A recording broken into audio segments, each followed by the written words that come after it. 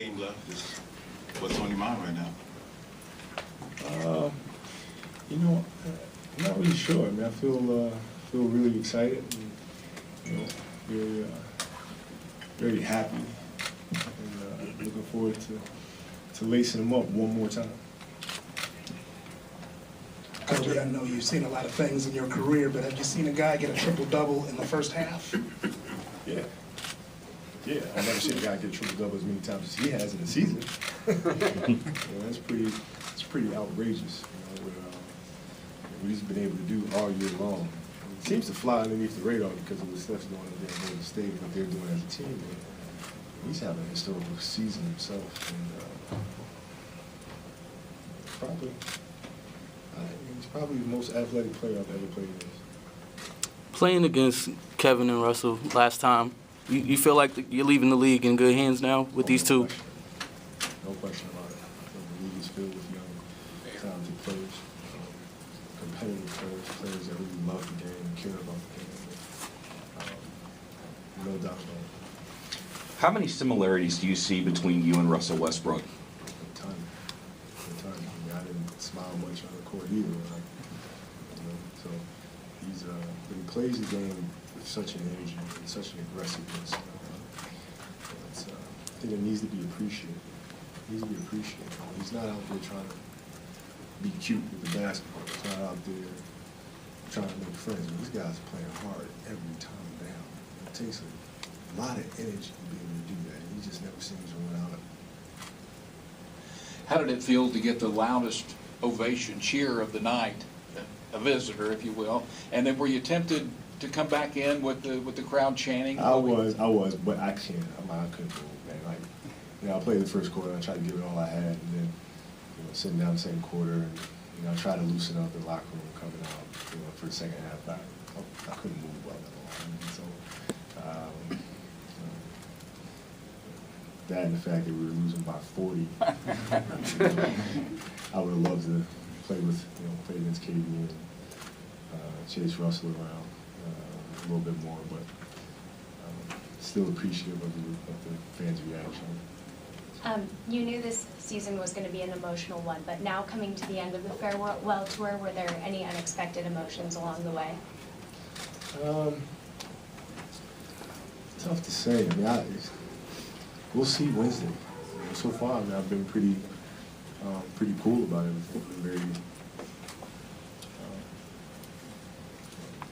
thankful about everything. Been very happy about everything. It hasn't really hit me yet. So we'll see if it does. In a 20-year career, what would you say is your greatest accomplishment?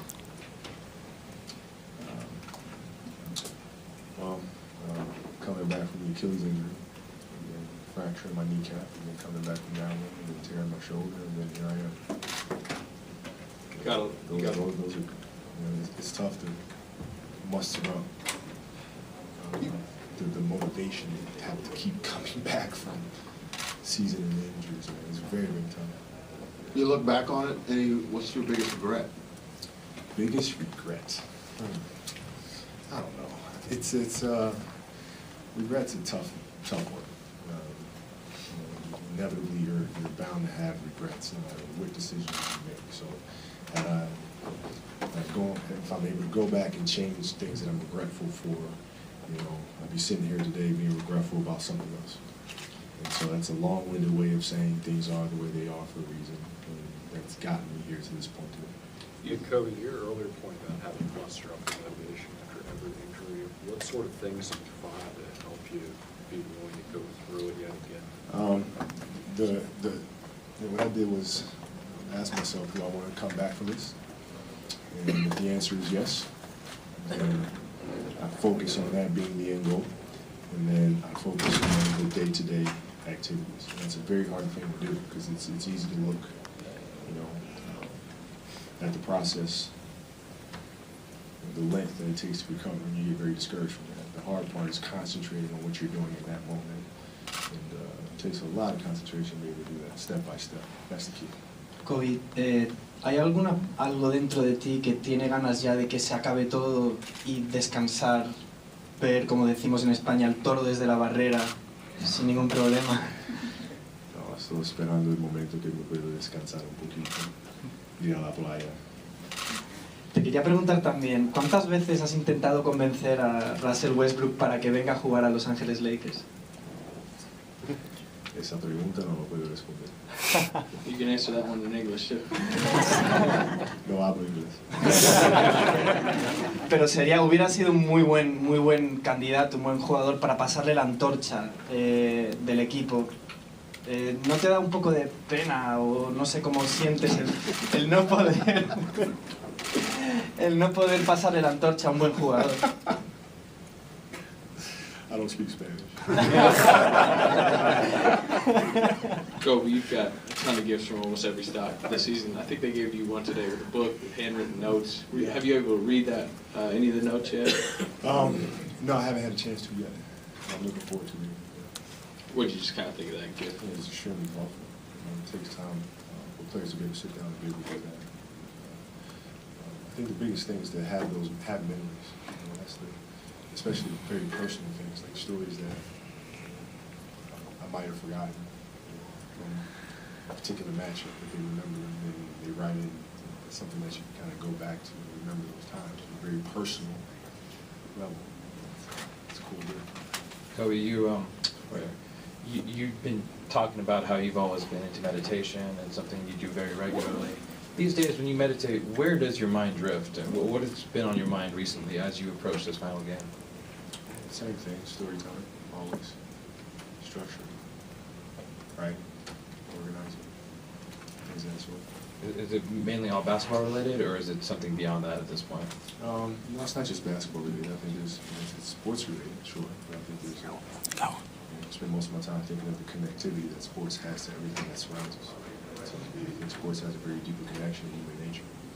And it's looking for those common denominators and similarities, and then how to communicate those in a very clear way, so that kids and the public are inspired by it at large. Kevin Durant tonight, he passed the streak you actually had in 2006, I believe, of 64 straight 20-plus point games. Since you're one of the only guys to do it, just how tough is that? And what does that say about it? Honestly, man, I don't even remember doing it. It's like so long ago, but it's, he's such a fantastic player, man. He has no flaws in his game. When he first came in the league, he eliminated the weaknesses that he had. Being able to pull up going right, being able to pull up going right. He's eliminated all of that stuff. There's literally nothing he can do, nothing he can't do offensively. So I don't see that streak stopping anytime soon. Story came out today with Players Tribune about J.R. Ryder and you guys in practice going up against each other, one-on-one. Looks like you remember what I'm talking about. What do you remember about that time? And in that story, you smoked him. Who beat you in one-on-one if it ever happened in practice? No,